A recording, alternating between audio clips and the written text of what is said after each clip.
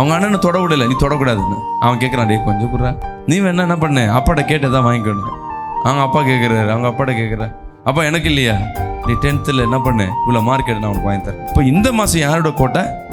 சின்ன பிள்ளை கோட்டை. அதே மாதிரி தான் இன்னைக்கு நேரில் பார்த்து கொண்டிருக்க இங்கே வந்திருக்க நண்பு ஜனமே, எத்தனை ஆண்டுகள் மற்றவங்களுக்காக என் தேவன் நிறைய சாட்சிகள் நம்ம வேதத்தில் பார்த்துருப்போம். நிறைய பேர் சாட்சி சபையில் கேட்டிருப்போம், நிறைய பேர் சாட்சி சொல்லியிருப்பாங்க. இதெல்லாம் நம்ம கேட்டு வந்திருப்போம். நம்ம வாழ்க்கையில் ஒரு சாட்சி நடக்காதா? இந்த மாதம் எனக்கு திருமணம் நடக்காதா, குழந்தை பிறக்காதா, ஒரு நல்ல வேலை கிடைக்காதா, இல்லை நான் நினச்ச காரியம் நடக்காதா, ஒரு செயின் வாங்க மட்டும் நிறைய காரியங்கள் இருக்கலாம். இந்த மாதம் கர்த்தர் உனக்காய் அவர் கண்களில் கிருபை கிடைத்திருக்கு. விசுவாசிக்கிறாமே சொல்லுவோமே.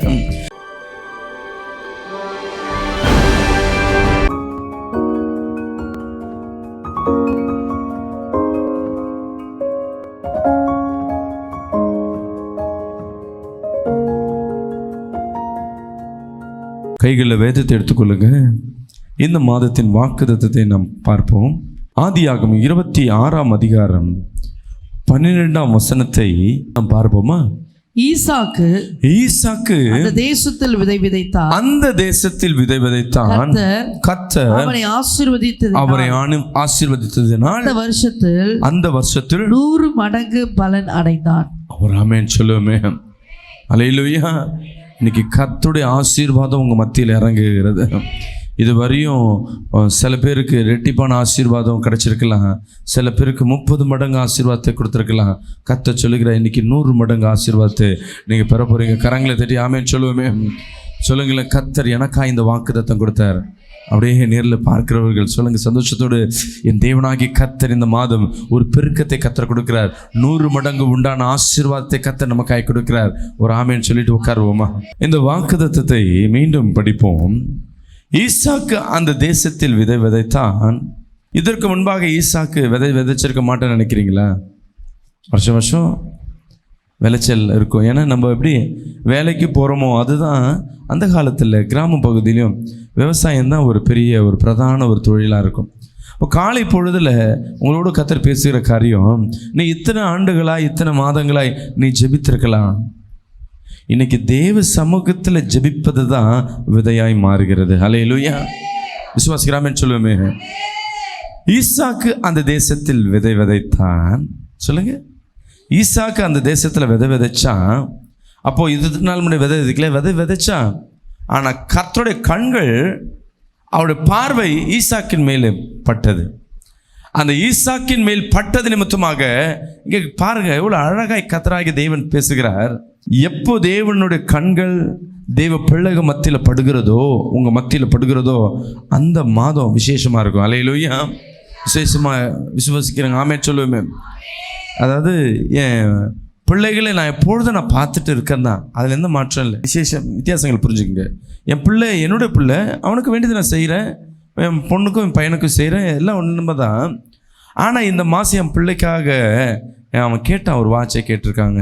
என் பிள்ளை ஒரு நல்ல ஒரு சில்பர் கேட்டிருக்கு, நல்ல ஒரு புஸ்தகம் கேட்டிருக்கு அப்படின்ட்டு நான் டிசைட் பண்ண என் பிள்ளைக்கு நான் வாங்கி தரணும்னு. அல்லேலூயா. இந்த மாதம் நான் வாங்கி தரேன், எனக்கு எல்லாம் செலவெல்லாம் இருக்குது, பரவாயில்ல, இருந்தாலும் என் பிள்ளைக்கு நான் எதாவது வாங்கி தரேன் நான் டிசைட் பண்ணால் தான் அந்த பிள்ளைக்கு அந்த மாதம் வாங்கி தர முடியும். அல்லேலூயா. இப்போ இத்தனை நாள் 2 பிள்ளைக்கும் நான் என்ன பண்ணுறேன், அன்பை தான் காட்டுறேன், என் 2 பிள்ளைக்கும் விசேஷமானதான் செய்ய நினைக்கிறேன். ஆனால் இந்த மாதம் விசேஷமாக அந்த பிள்ளைக்கு பிறந்த நாளாக இருக்கலாம், இல்லை அந்த பிள்ளையின் ஜெபம், அந்த பிள்ளை எனக்கிட்டத்தில் பல நாளாக கேட்ட காரியங்களாக இருக்கலாம். எங்கள் அண்ணன் பிள்ளைய எனக்கு ரொம்ப பிடிக்கும். அவன் வீட்டுக்கு போகும்போதெல்லாம் ஒரு காரியம் பார்ப்பேன். அவன் சரியாக படிக்க மாட்டான், சாப்பாடு கையமாக தான் இருப்பான். சின்ன பையன் தான், சாப்பாடு கையமாக இருப்பான், நல்லா சாப்பிடுவான். அவனை சாப்பிடுவான், திருப்பி போவான், எல்லாத்தையும் இறக்குவான், திருப்பி சாப்பிடுவான். அவங்க அம்மா என்ன சொல்லணும், ஒரு பிள்ளையை சாப்பிடுன்னு சொல்லக்கூடாது, சாப்பிட வேணான்னு சொல்லணும். ஏன்னா அந்த பிள்ளைக்கு கண்ட்ரோல் பண்ண தெரியாது. போதண்டான்னா அவன் நிறுத்திடுவான். அது வரையும் அவன் என்ன பண்ணுவான், சாப்பிட்டுட்டே இருப்பான்.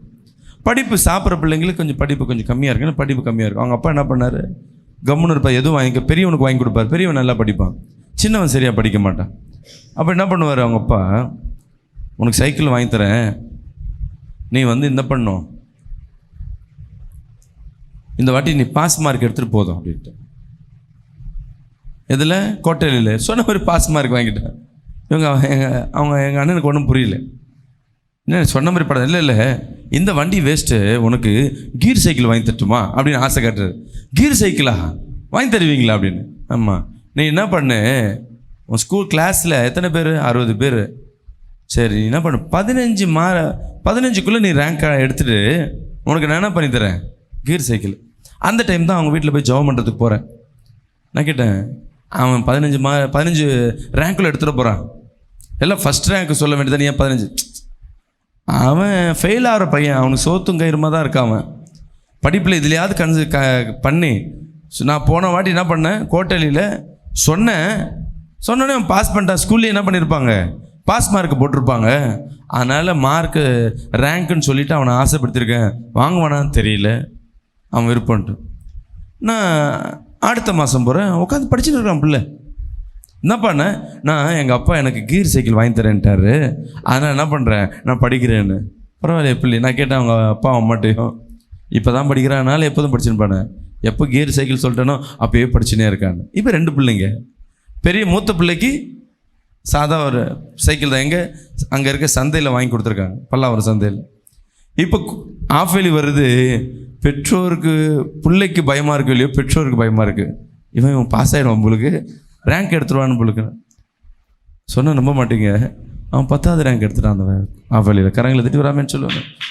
இப்போது அவங்க அப்பாவுக்கு இப்போ என்ன செலவு, ஒரு கீர் சைக்கிள்னால் 12,000 ரூபா.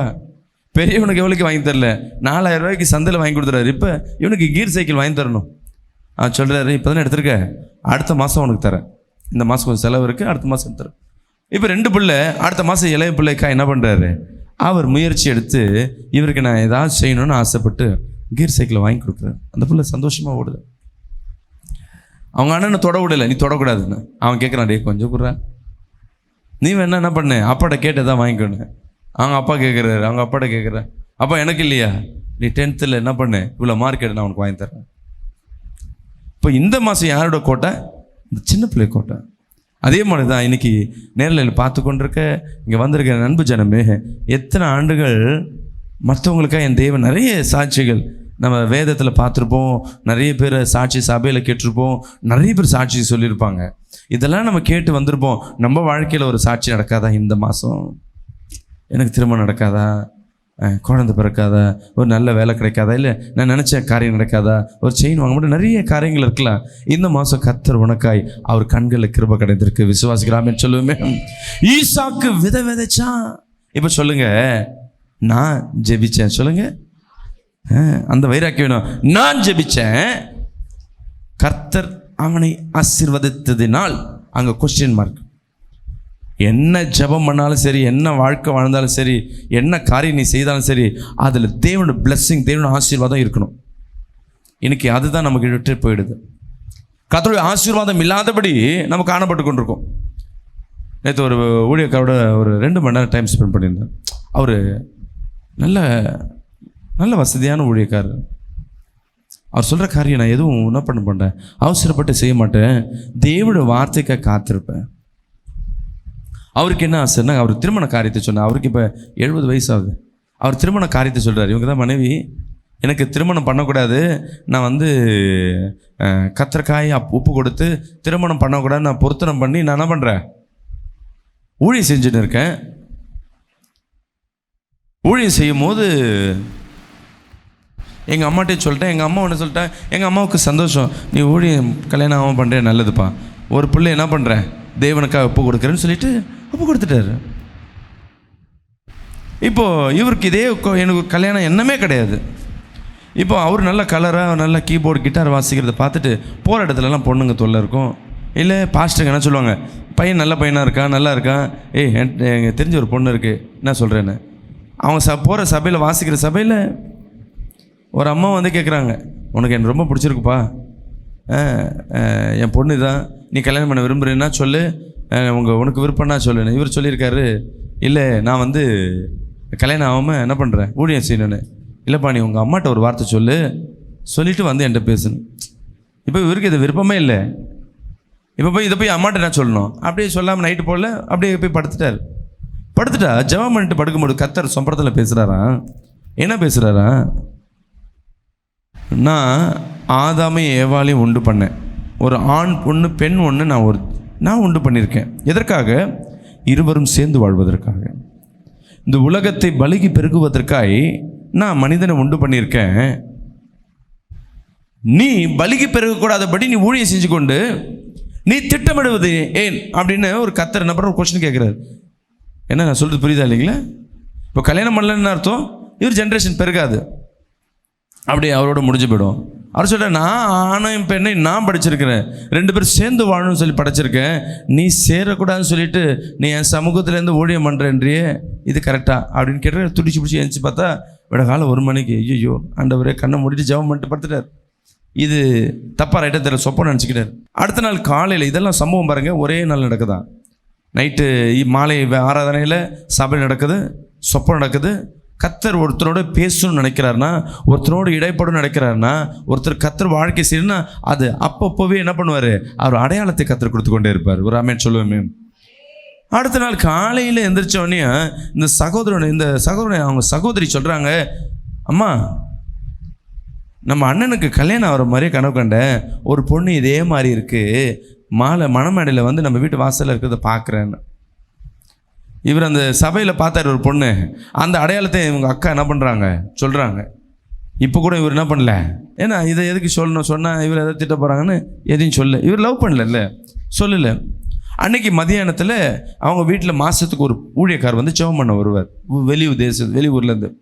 அவர் வந்து சொல்லிட்டுக்கிறாரு, உன் மகனுக்கு திருமண பாக்கியத்தை நான் வைத்திருக்கிறேன், உன் மணமகள் உன் பிள்ளையை தேடி ஓடி வரும், நீ அதை ஆயத்தப்படுத்த அப்படின்னு சொல்லிட்டு போயிட்டான்.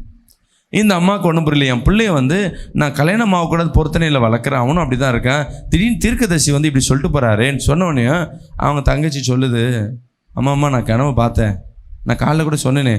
ஆமாப்பா நீ சொன்ன. இப்போ தான் தலைவர் வாயை திறக்கிறார். என்னென்னு அம்மா, இந்த மாதிரி மாலை நேரங்களில் சபைக்கு போகும்போது ஒரு பாஸ்டர் சொன்னார், எனக்கு நல்ல பிள்ளை மாதிரி தான் தெரியுது, கர்த்தர் இரவில் இந்த மாதிரி பேசுகிறாரு, அக்காவோட தங்கச்சியோட இப்படி சொப்பனத்தில் பேசியிருக்காரு, ஒரு ஊழியக்காரோட பேசியிருக்காரு, சித்தமாக இருக்கும் உங்களுக்கு, நான் திருமணம் பண்ணிக்கிறதுக்கு நான் ஓகே. அப்போ அவங்க அம்மா சொல்கிறாங்க, உனக்கு ஓகேண்ணா எனக்கு ஓகே, நீ போய் என்ன பண்ணு, அந்த பொண்ணு வீட்டாரில் போயிட்டு உனக்கு ஓகேன்னு சொல்லிட்டு வா, முறைப்படி நம்ம பார்க்கலாம். அதுக்கப்புறம் பொண்ணு பார்த்து கல்யாணம் ஆகி இன்றைக்கி பெரிய ஊழியக்காரர்களாக இருக்கிறாங்க.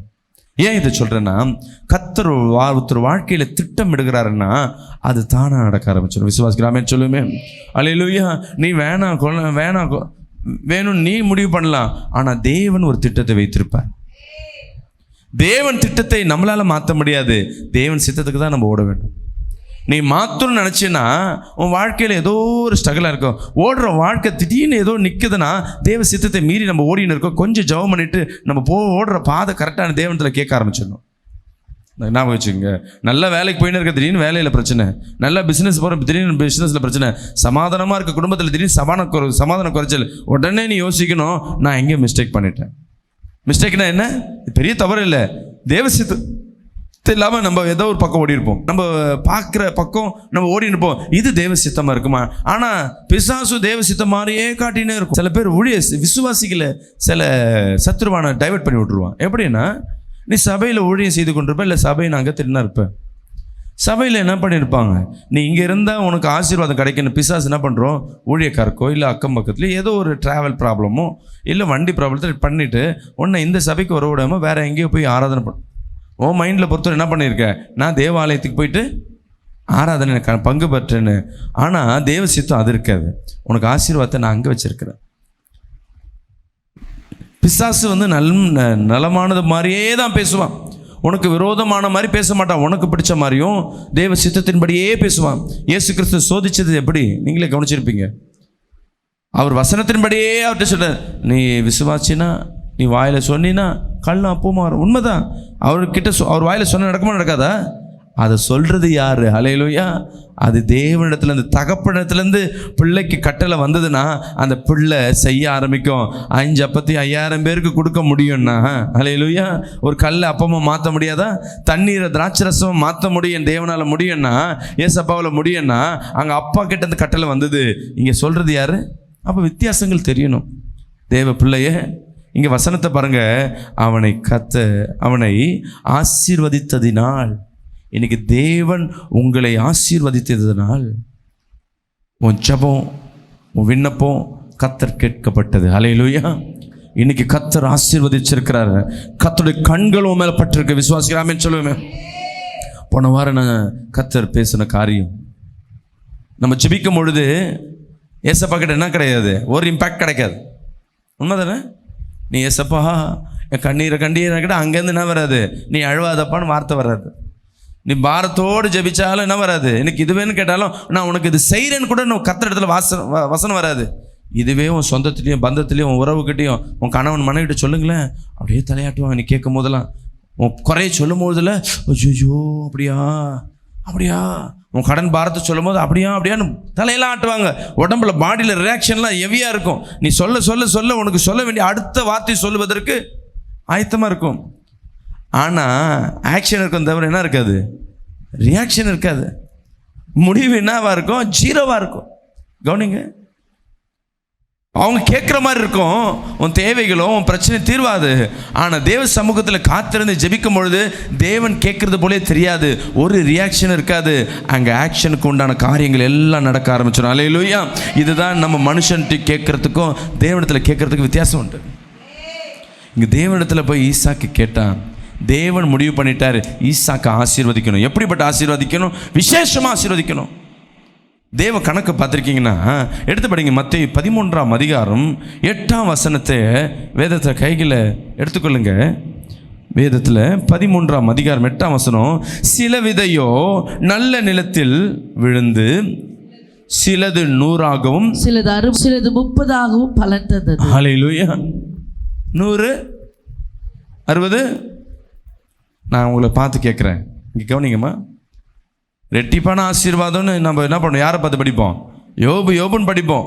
ஈசாக்கு 100 மடங்கு ஆசீர்வாதம். நம்ம விசுவாசத்தில் 100 மடங்கு பெருக்கத்தை என்னைக்கா கேட்டிருக்கோமா? நீ கேட்டுப்பார். தேவன் கணக்கு பாருங்க, உன் கணக்கு வேற. 30 எவ்வளோங்க?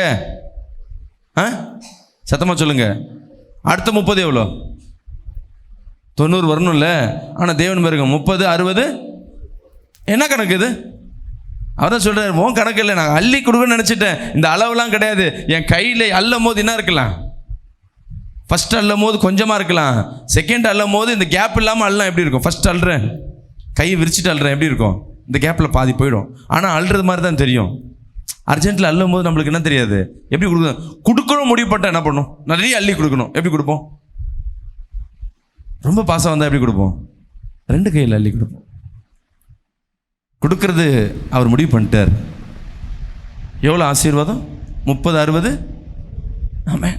இன்னைக்கு நீங்கள் நல்ல நிலத்தில் விதைக்கப்பட்ட விதையாய் காணப்படுகிறேன். ஹல்லேலூயா. இன்னைக்கு தேவ சமூகத்தில் வந்திருக்கிற எத்தனை மாதங்கள் இல்லாத இந்த பிப்ரவரி மாதம் விசேஷமான ஆசீர்வாதத்தை பார்ப்பீங்க. விசுவாசிக்கிறான்னு சொல்லுமே. கர்ப்பம் இல்லாத வயிற்றில் கை சொல்லுங்க, என் வாழ்க்கையில் 100 மடங்கு ஆசீர்வாதத்தை கொடுங்கப்பா. சமாதானம் இல்லாத நெஞ்சில் கை சொல்லுங்க, என் குடும்பத்தில் சமாதானத்தை 100 மடங்கு சமாதானத்தை கொடுங்க. இந்த 50% 100 மடங்கு. தலையில் உச்சந்தில் கை வச்சு சொல்லுங்க, 100 மடங்கு ஆரோக்கியத்தை எனக்கு கொடுங்க. நீங்கள் கேட்குறத என் தேவன் கொடுக்க ஆசைப்படுகிறார். ஏன்னா அவர் உனக்கு ஆசீர்வதிக்கணும்னு முடிவு பண்ணிட்டார். இன்றைக்கி கேட்குற இடத்துல நம்ம வந்துட்டோம். ஃபஸ்ட்டு நான் பாவம் செய்கிறேனே. இங்கே பாவம் செய்கிறத யார் இருக்கா? பாவம் செய்கிறவங்க பரவாயில்ல. நீ தேவ சமூகத்தில் வந்து மன்னிப்பு கேட்குற பற்றியா, உன் பாவங்கள் மன்னிக்கப்பட்டது. விசுவாசிக்கிறாமேன்னு சொல்லுவேன். ஒரு சின்ன ஒரு சம்பவத்தை சொல்லிட்டு இந்த வசனத்தை முடிக்கிறேன். 2 சகோதரிகள். ஒரு சகோதரி சபைக்கு போயினே இருக்கு. ஒரு சகோதரி சபைக்கு போயிடுச்சு. அவங்க சொந்தக்காரங்க சபைக்கு வராங்கன்னு சபைக்கு போகிறதில்ல, வீட்டிலே உட்காந்துட்டு இருக்கு. ஒரு சகோதரி என்ன பண்ணுது, சபைக்கு போகிறது. வீட்டில் உட்காந்துருக்க சகோதரி ரொம்ப நல்ல பிள்ளை. எப்படி? ரொம்ப நல்ல பிள்ளை, ஒரு தீங்கு செய்யாது. ஆனால் ஆலயத்துக்கு போகாது, ஜெபிக்காது. இந்த சபைக்குள்ளே ஒன்று போயின்னு இருக்கு பார், அது இந்த வீட்டுக்குள்ளே ஒரு பொண்ணு இருக்கு பார், அதை போட்டு என்ன பண்ணுறது, கலங்கம் பண்ணிக்கொண்டே இருக்குது. அதை அழு வைக்கிறது யார் சொல்லுங்களேன். ஆனால் சபையில் வந்து வார வாரம் மன்னிப்பு கேட்டு ஜெபம் பண்ணிவிட்டு ஆராதனையில் இருக்குது. எல்லா ப்ரேயர்லையும் கலந்துக்குது. ஒன்று என்ன பண்ணுது, இது துன்பப்படுத்துதே, நான் என்ன பண்ண மாட்டேன், ஜெபிக்க மாட்டேன், கொல்ல மாட்டேன்னு சர்ச்சில் உட்காந்துட்டு அழுதுகிட்டே இருக்கு, வீட்டில் உட்காந்து அழுதுகிட்டே இருக்கு. இந்த புள்ள இருக்க புள்ள அழுகிறதுக்கு காரணம் யார்? சபைக்கு போகிற புள்ள ஜெபம் பண்ணுறதே விட்டுடுச்சு. இப்போ இந்த கண்ணீரை, இந்த வீட்டில் இருக்க புள்ள கண்ணீரை கேட்பாரா, சபைக்கு வர கண்ணீரை கேட்பாரா? கரெக்டாக சொல்லுங்களேன். வீட்டில் வரவங்களாம் ஒரு ஆமேன்னு சொல்லுவோமே, நிறைய பேர் ஆமேன்றீங்க. தேவன் சிந்தனை எப்படி இருக்குன்னு தெரியுமா? நம்ம நினைப்போம் நல்லவங்க கெட்டவங்கன்னு பார்க்குறீங்க. இந்த பிள்ளை என்னட்ட ஜெபமே பண்ணுறதில்ல, என் சமூகத்தில் வர்றதில்ல. ஒரு தோல்வி வந்தோன்னே போய் வீட்டில் போய் உட்காந்துருச்சு. தோல்வியோ வந்துட்டே இருக்கு. யாரை தேடல? என்னை தேடலை, என் சமூகத்து வர நான் கேட்குற செய்யலை. ஒரு பிள்ளை பாவம் செய்யுது, ஆனால் என்ன பண்ணிட்டே இருக்கு, அப்பப்போ அதுலேருந்து கழுவதற்கு என் சமூகத்தில் வந்துட்டே இருக்கு. இப்போ தேவனோட பார்வையில் அப்பப்போ கிளியர் ஆகினே இருக்கு. இதுவே பரவாயில்ல. ஏன்னா இதை ஜெபம் பண்ணுறதுக்கு ஒரு சூழ்நிலையாவது பண்ணுறாங்க. இது பிரச்சனை சொல்லிட்டு ஒரு ஜெபம் பண்ணுறதில்ல. ஆனால் நல்ல பிள்ளை. யாரோட பார்வையில்? உங்கள் பார்வையில். தேவனுக்கு என்ன இருக்கணும், இந்த பிள்ளை பரவாயில்ல ஜெபம் பண்ணுது, ஜெபம் பண்ணுறதுக்கு உண்டான பலனை கொடுத்து தான் ஆகணும். சார் பாவம் செய்த இப்போ ஜெபம் பண்ணணும், என்ன பண்ணோம், பாவம் அறிக்கை செய்திருக்கும். செய்ததுனால தான் அந்த பிள்ளைக்கு என்ன இருக்குது, ஐயோ அந்த பிள்ளைய உறுத்தப்பட்டுருக்கும். சபையில் உள்ள வந்து நின்று ஜெபிக்கும் போது உறுத்தப்படும். ஆனால் என்ன பண்ணுறாங்க, பாவம் மன்னிப்பு கேட்குறாங்க, தேவன் மன்னிக்கிறாரு, திருப்பி பிசாசினால் அகப்படுறாங்க, திருப்பியும் பாவம் செய்கிறாங்க. கர்த்தர் மீண்டும் மீண்டும் பாவத்தை மன்னிக்கிறவராக இருக்கிறார். ஆனால் அந்த வீட்டுக்குள்ளே இருக்க பிள்ளை ஒரு முறை போய் சர்ச்சிலேயோ ஆலயத்தில் தேவ சமூகத்தில் போய் நின்று முழங்காலிட்டு ஜெபம் பண்ணிச்சுன்னா யார் ஜெபத்தை கேட்பார்? இந்த ஜெபத்தை காட்டில் அந்த ஜெபம் எப்படி இருக்கும்? ஏன்னா அந்த பிள்ளை ஒழுக்கமாக இருக்குது, பரிசுத்தமாக இருக்குது. ஆனால் அது ஜெபம் பண்ணதுனால அது விண்ணப்பம் கேரெடுக்கப்படலை. இன்றைக்கி அந்த பிள்ளை பண்ணாத ஜெபத்துக்கு ஆலயத்துக்கு வந்துடுச்சு. ஏன்னா வேல்யூவேஷன் பார்த்தீங்கன்னா அந்த பிள்ளை ஒழுக்கத்தில் இருக்குது, அந்த பிள்ளை கரெக்டாக இருக்குது, அது சபையிலும் வர ஆரம்பிச்சிச்சு, ஜெபிக்க ஆரம்பிச்சிச்சு. கர்த்தர் யார் ஜெபத்தை கேட்பார்? இந்த பிள்ளை ஜெபத்தை கேட்டால் அந்த பிள்ளை ஜெபத்தை கேட்பார். இங்கே நம்ம என்ன பண்ணுறோன்னா போட்டி போட்டுக்கிட்டு வேதனை பார்த்துட்டு ஜெபிக்கிறத விட்டுடுறோம். இன்றைக்கி கர்த்தர் உங்களோடு பேசிக்கொண்டிருக்கிறார். உங்களை 100 மடங்கு ஆசீர்வதிப்பதற்கு அவர் பிரியமாக இருக்கிறார். நீங்கள் நல்ல நிலத்தில் விதைக்கப்பட்ட விதையாக மாறுகிறீங்க. இந்த மாதம் உன் பிஸ்னஸ், தொழில், வியாபாரத்தை எல்லாத்திலையும் கர்த்தர் ஆசீர்வதிக்கிறவராக இருக்கார். அல்லேலூயா.